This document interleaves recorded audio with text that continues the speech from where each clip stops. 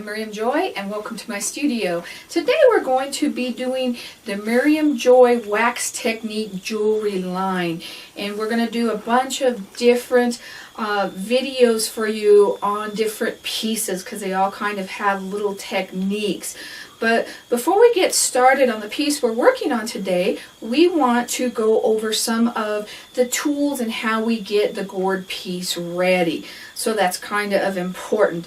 This that I'm working on is a 2-inch gourd round, and we get these by using our circle drill, and these just simply hook into your drill. You just set them right in there like that. Now you can position this bit so that it's not in the way, but it's harder to control. So if you're using the bit and you want to leave the drill in the middle, that's fine. And then what I do is I simply fill it in with quick wood and sand it out. Now the slower you take these, the smoother your pieces are going to be. So my suggestion is just take it nice and slow. If you have a drill press, it's easier. You just hook this into the drill press and take the drill press down nice and easy. You want thicker pieces. You don't want something that's really, really thin. It needs to be wide enough that we can put a strip of leather or whatever you want to put on the sides. There's all kinds of different ways to finish it, and we'll talk about that when we get to that part. But I do them with thicker pieces, and then I take them and I have a let's see, what is this called? A sanding tabletop sander. It's a belt sander, and I just smooth my edges down, and I've done them by hand too. It's not a big deal. You can do the sizes by hand if you want to make sure that they're nice and perfectly round. And then I take the bottom of it and I just sand it like this. Now because they're thicker, I get that nice smooth finish. You can sand the top if you have little blemishes or anything like that. And if you have a little hole or two, don't forget you can fill that in with your quick wood as well. It doesn't take that much. But other than that, these do not have to be sanded. You do not want them sealed. You want them nice and natural. You don't want anything underneath. We're not going to be working with any dyes or anything other than just our Crayola crayon for our color. We will be adding some of that. Now to make this easier for you, we do have the different sizes available on the website. This is a 2.5-inch round, and what I work most commonly with is the 2-inch. I have a 1.5, which is a nice little necklace size, or also the 1.25, and this makes great earrings. I don't want my earrings so small that I can't work with them, so we'll be getting some earring kits for you as well. All of these are available on our website as pieces and as kits, and we're going to excuse me, lost my train of thought there. We just want to make sure that we have these available so that you don't have to do the work. You can just buy them and you're ready to go. And a lot of our kits are going to have everything you need in it to do that specific one. So whatever kit you want, you just order it online and it'll have most of your products available in it. So we've talked about how our little pieces are, oh, I know where my train of thought went. I would not recommend doing a bigger piece than the 2.5. You can try it, but most of them, like I said, I like the 2-inch. The reason is there's only so much room you can control the wax while it's warm. So that's the reason I don't get into the bigger pieces of gourds, and you want to kind of watch them. You don't want them too lumpy or bumpy, because remember, your wax is going to melt into the lower spots. So we want to try and have it as flat as possible. We know that gourds aren't flat, but we try and do our best. Okay, we're going to be using, of course, the Miriam Joy melting pot that has the well in it, so we can put our crayons in here. This technique does take a little bit more crayon than what you're used to working with. And I'm not going to lie to you about this, but the more pots you have, the better the experience is going to be for you, one for each color. Otherwise, you're trying to jump around too much, trying to clean out a melting pot, getting to the next color. So if you have 3 melting pots, you might kind of think about doing a project that has just 3 colors. You can clean it out. It's just going to take you longer, that's all. And you just, the more you have, the more you're going to really love that. And this is addicting. I'm going to warn you up front, it is very addicting. Once you start this, your ideas are just going to go crazy and you're going to start thinking of all these things that you can do. I do use the Miriam Joy tools. When I'm applying the wax on with the larger amounts, I use my number 2 tool, which is the biggest of the tools. And then I go into the smaller tools to move things around. So know that they are going to be move around on you a little bit. So you want the smaller tips of the Miriam Joy tools. We use the stipple brushes, and I don't even try to clean these out because they're so reasonably cost, and I try to keep these all reasonable for you. I have one for each color, and this is when we're putting large amounts of color in them, and I'll be showing you different pieces where we're using this tool to make our process go a whole lot faster, and it's kind of to lay the wax kind of more evenly on there. I've also introduced the eyedroppers. Now, we carry these as well. Again, I do the same thing. I try to have one for each color and at a reasonable cost so that you don't have to worry about trying to clean them out or anything.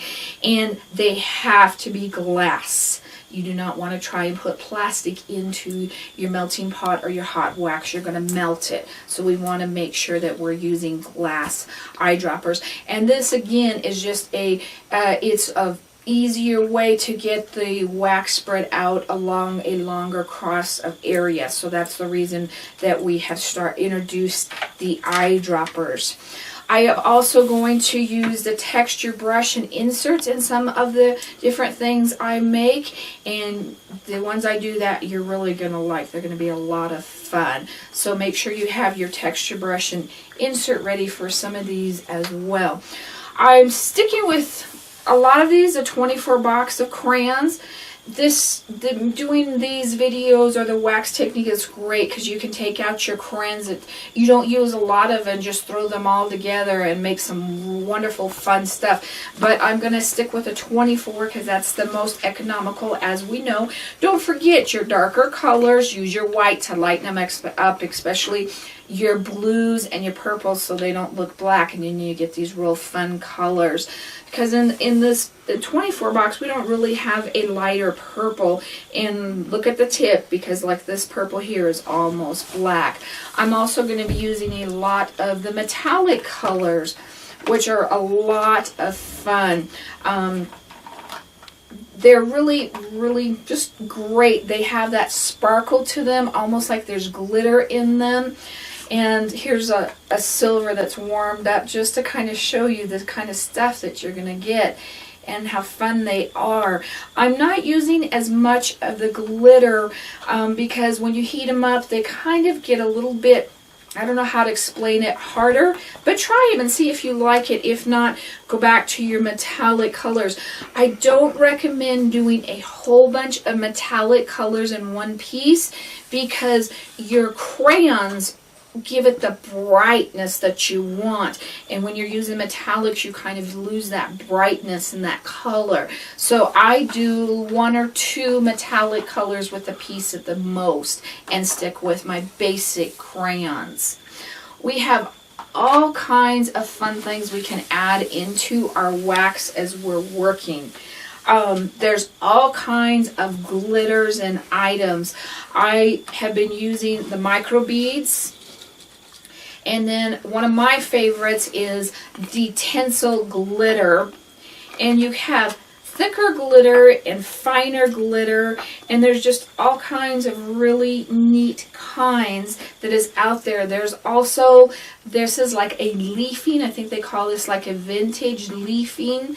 But there's just all kinds of things. Think about adding to them. All kinds of scrapbook items that you can use in this, and we'll show you how to melt it into your wax once we get going. One of my favorite things are these little guys though, because when I'm doing this I find I can control it better if I can get my finger in there and I just want to put it on just a little bit and spread it across just with my fingers. And I like these little containers better, and we are going to sell these on our website with the little glitters in them, so you can get exactly what you want and just sprinkle it and get in and out of it with your finger. And that again is the Tencel glitter.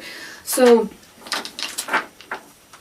they have all kinds of neat things in them. This one I have some of the Tencel glitter in, and I have some of the micro beads in. But just anywhere where you think that you may need something, we can add a little bit of sparkle. This one has just the real fine silver in it. And then I want to show you on this one we have a little bit of the bigger pieces in it. Just a tad, just enough to set that piece off. But I really think that the glitter really makes or breaks your piece. I think it's a lot of fun. And let's get started, because this is going to be so much fun. I got so excited about getting ready to play, I forgot a couple of the key things that we're using here. So I'm going to go back and just cover a couple other little things.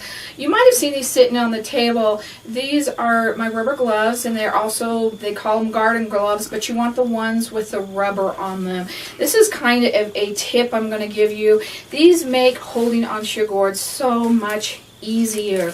So if you have a gourd or you're working with a gourd, especially when I'm working with my drill press and I need to hold on to one, I can hold on to it nice and easy, and it doesn't slip around as much. I also use it when I'm working with my pieces to hold on to that are smaller, because they're just that much more secure, or especially when I am sanding on my sander, I can hold on to it with a better grip. So any of the gloves with the rubber work really, really well. No matter what type of gourd work you're doing, those are fun to use. I also have my table covered in a piece of paper. You can get the bigger pieces of paper at your newspaper, the leftover rolls, or at a butcher a lot of times we'll have the bigger strips of paper. Because we're moving so fast and working so fast, we'll get a lot of wax spread out, so we don't want to do have splatters all over our work area. I also have a black tray, especially right under where I have my heat gun, and we'll talk about that in a minute. Because you're going to have splatters coming off and going different areas, you want to kind of contain that bigger splatter area there. I also have a hook, kind of a shepherd's hook or a plant hanger, and this one happens to hook right onto my table. I found this one at a craft store, but also your garden supplies. And if you happen to be one of the ones that has a rotary tools that has the hanger to hang off of, that would work really, really nicely as well. And I know that there are some vendors out there that do sell those. You might check like Bonnie Gibson site or some of the others as well. I'm going to be using one of the most important tools today is our heat tool. They're also called embossing tools or heat guns. So if you have any of those three written on it, it's all good. We do now carry this style, and I really like this style because it comes in here at the middle and it's easy to hold. And when I first started doing this process, I would work with this hand and hold with this hand, and it's a little bit harder, so that's why I recommend the stand, but you can do it if you need to do that. So that is a little bit more of our tools that we're going to be using today. Oh, turn that right on. We know that it works. And now let's get playing and have some fun. Be doing our animal stripes with a colorful background. This is really kind of popular right now. So we're going to start by putting our background colors on. Now on this one, I'm not going to heat it up first, so I can control how I want the colors to kind of blend together. And I'm going to start with the yellow because the other two colors are going to take over. And I'm using my stipple brush, and I'm going to take them out on the sides a little bit and kind of make it uneven. Now see, this is what happens when you go over an area. It doesn't stay smooth, so that's the reason we shouldn't go back over our wax when we put it on. And that is dandelion yellow, and then I'm going to put some carnation pink, and I'm just going to kind of bring it in a little bit. And then I'm going to use purple, and in my purple I added just a little bit of white to lighten it up just a tad. You could lighten it up just a little bit more if you wanted to as well. Okay, there we have it. And I'm going to warm this up and even it all out. Start on the outside, work your way in until it's all melted, nice and even. You don't want to move it too much around, you just try to melt it. Perfect. Really good. So we're going to let that dry. Now I've already got one done because that takes a little bit to dry. And on this one, I'm going to go ahead and use my eyedropper here, my glass eyedropper, and get some bigger lines. If I wanted more natural looking lines, we'd use the wax tools, but I am going to go here. Now this is a glass eyedropper, not plastic, and I have an area over here where the wax is not on very much, so we're going to start there. And I am just going to bring some and squeeze and pull and squeeze and pull, however you want to kind of get that. Start one there, and I'm going to pick it up over on this other side. And I want to have one coming out in twos. Don't do more than 2 branches out if you're doing an animal print. They never have more than that. And you're going to start to look like a tree or something kind of funky there. And I'm going to leave one just by itself. Okay. If you want more control, you can put that on with your wax tool. So we're going to go ahead and warm this up now, and we're just going to kind of melt our wax, the black, and get it into the background. Always start on the outside, work your way in.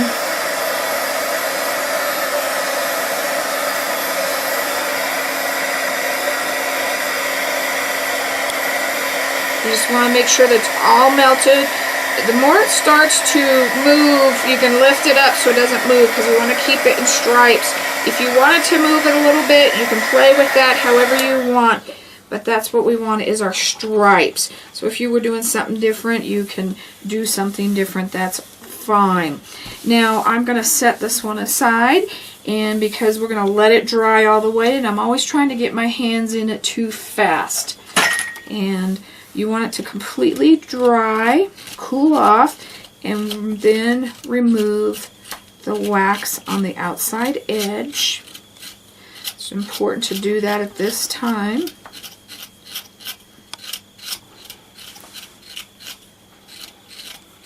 So this is nice and clean for you to put your leather suede piece on, your suede piece lacing.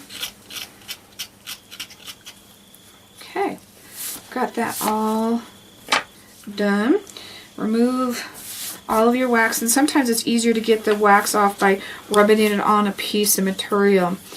And we're going to use our Dimensional Magic, and that's by Mod Podge. It is made for heavier, harder finish, and it's made to go on thicker. So it's better to have too much than not enough, and we do not shake it. We do not want the air bubbles. And we're going to start by putting it on the outside first and then bringing it in. And I am going to take my brush and get the outside. Make sure I have the very edges all the way around. And on this, it's better to do less than more. You don't want to put a lot of stroke work into this. You don't want to work it a lot. When you pull your brush across, pull it nice and easy across the top, so it's just kind of smoothing everything out. And you can see it kind of settle, so you no longer see the strokes. If you see the brush strokes, you don't have enough of the dimensional magic on, so put more on, and don't overwork it because it's already starting to dry. So just pull it, let it settle, and leave it. You want to let it dry really well in between each coat, and I suggest doing 3 to 5 thick coats, because this is a piece of jewelry. If it's going to be worn outside, you want to make sure that it's not going to melt on you, and I always tell you to test it. Make sure that it is fine and test it. And the last coat, you want to wait about 3 hours before you touch it or work with it, so that it's all firmly dry. You don't end up with your fingerprints or anything like that in it. So we're going to let that dry, and then we're going to come back and we're going to finish up our necklace. Okay, now that we've finished decorating our jewelry piece, and we have removed the wax off the sides with our hobby knife, and we put 5 coats of the Mod Podge on, the Dimensional Magic, and it is dry, we're going to come in with our black acrylic paint and just paint the sides and the back all nice and neat. And if you get any of the paint up here, just wipe it off, because you've already got your sealer on, so that'll just wipe off. Now make sure if you've used your Dimensional Magic, it's been 3 hours, and that it's nice and dry. We don't want that wet and your fingerprints in there. And we're going to talk some more about different things that you can use other than what I am using. In this, I'm going to use the basic black suede strip, and the reason I use black in the backgrounds is it's a fade color, so the design and the piece stands out, and the sides don't distract from your design or the front part. So that is a reason that I use the black. Now there's lots of other colors that you could use and decide that you would rather do instead of the black, like on the red flower. Paint the sides red, and then put your red leather piece over that to bring out the red and the flower. That's fine. You have all kinds of things. This is some little silk pieces that I have found. You could put those around there. I've used some. I've turned them into a braid. You could put a braided piece around there to bring that out. As all kinds of different stuff. I found some little tiny Hawaiian beads that I thought if you had the right piece, those would look fun. But you've got all kinds of thread and yarn and just different accents that you can use. Don't get stuck on just what I'm showing you today. I always tell you to think outside the box. We'll think outside the gourd piece here. I have some silver wire that you could use, as well as some stained glass siding that's sticky that you could put on the sides. So there's all kinds of things that you could do with it. One of my favorites for this piece was a braided suede piece around that, and how neat that makes that look. But like I said, we're going to stick with the black basic for now, because it helps the pattern stand out in the background. And if you've done the beading video, there is one thing that we're going to do different, and we're going to move the suede piece towards the front, so it's flush with the front of our piece. So we have painted in black. It's nice and dry. I'm going to put a tad of tacky glue on to start it. And on this one, I'm going to decide where my top of my gourd piece is going to be, and I'm going to start and finish there. And that is so I can also get my eye screw in between those two pieces. Now I'm going to set it down flush. I'm going to use an awl, and I'm going to stick that awl right in the middle of that piece on the end. And when the awl, you want it to go about 1/4 of an inch down because the sequin pins that we're going to be using are 1/2 inch. Throw a couple of those out there. And if you do it right, you should only need 2 of these. And some gourd pieces are tougher than others, and some are softer. And this guy is gonna be a booger. He is nice and hard. So let's see, and I leave my finger right there, so hopefully I can kind of have an idea where that hole is, and I can sink my nail into that hole without it being too hard. And I'm going to try moving him just a tad here because he is not playing with me today. There we go. And I have tried all different ways to do this with the hammer and all kinds of things, and the awl is the easiest way. You only want to put it halfway down so your sequin can push in halfway so it holds nice and secure. You don't want to push it all the way, otherwise your sequin won't have anything to push into. Now, instead of hammering or anything, I found it was just easier to push the pin straight in, and if it bends, take your pliers and pull it out. You don't want to go any further. And you want to make sure that this pin is not going towards the front. You don't want it to go through your design. You'd rather it go down or towards the back. If it comes through anywhere, you'd rather it came through the back. We're going to try one more time. Nice and slow, just pushing that straight in. This is a hard gourd. And it's kind of nice so you know that it happens to me as well. So we're going to leave this one in here. Try it one more time with my awl.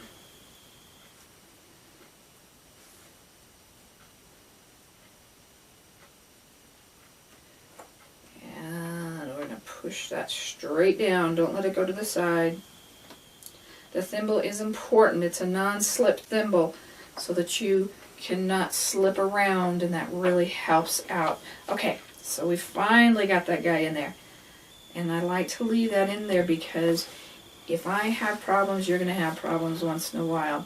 And we don't want to have this too messy. We don't want it on top of our leather because we're not covering up our leather. Our leather is our final piece. We'll bring that all the way around. And when I lay my tacky glue down, I always have it on the side instead of straight up and down so I don't have to shake it and get that air bubble out before I grab it. So we're just going to put this on, and we wanted it flush with the front, so I'm just kind of moving that around. And we're going to bump up right up next to this. We're going to put, you're not going over the top of it, but you're going right next to where we did the first one.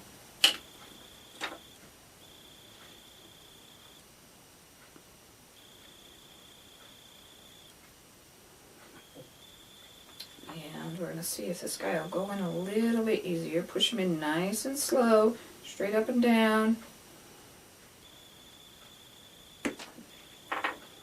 This one's been a booger.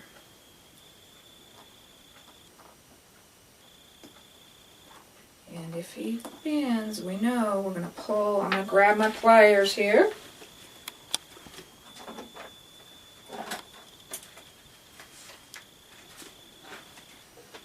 And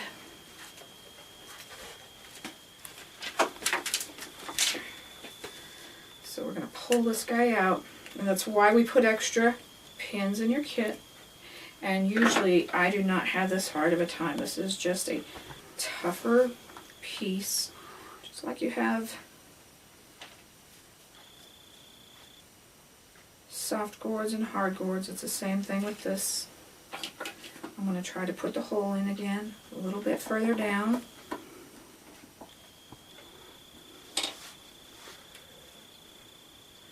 But But like I said, it's a good thing to do these on these videos, because then you know when you do it, you're not thinking how easy it was. And usually it goes in much easier. I usually do not have this hard of a time at all.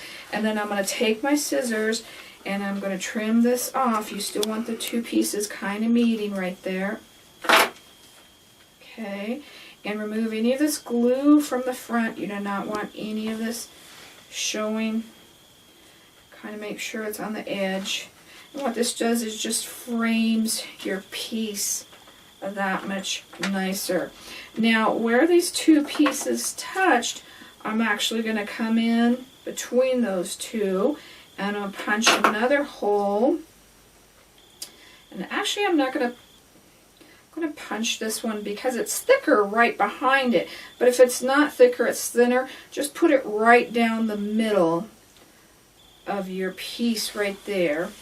Because when you go to turn it, your pieces are broken right there, so you're not turning them as much. So we're going to put our awl in there again. And we're going to twist on our screw eye. This is the smallest ones you can find. I think this is like a 7/16. It'll be in your kits. So now we have that on. And I drop my necklace. And we're going to put our jump ring on. And I'm going to open the jump ring up. I'm going to put it through the necklace. Decide which way your clasp goes on your necklace so that you have that the right direction. And then put your pendant part on. And then you're going to squeeze it shut. And you want no space between that. Now, it's a bigger... You don't have to worry about exactly, but you never want, when you're working with jump rings, you never want them coming off, so you want to make sure they're nice and tight. So we want those meeting. And you can also squish them on there too, so that you know that they're nice and tight and right where they meet. And then we have our necklace. Now, if you notice, the screw eye is facing this direction so that your jump ring is facing this direction. Now, if you have any glue or stuff on the back like this, go back over and paint that up, touch that up with your black acrylic paint. And you can also add part of a back on there. You can cut out the size of your circle and put a piece of material or leather on there, just so that it's a little bit smoother on your necklace. If your skin, if you happen to be wearing it above your clothing. And if you like the piece with the beading on, we also have the beading technique, and that is on the Miriam Joy website, and that just really makes all of your stuff stand out. And there is a great video on how to do that step by step. And so we're just adding all kinds of dimension to your jewelry, and it's amazing just what Crayola crayon can do and how fantastic it looks. Nobody's going to believe that these are actually crayons. So thank you. I hope you enjoyed this. Please know that you can play the video into YouTube again and again. You're not limited to one time, and that there also are kits for each one of these. Hopefully, if you don't see anything up online, email me at art@miriamjoy.com, or if you have any questions. And for any of the other projects, just visit my website at miriamjoy.com. Thank you. God bless and have fun.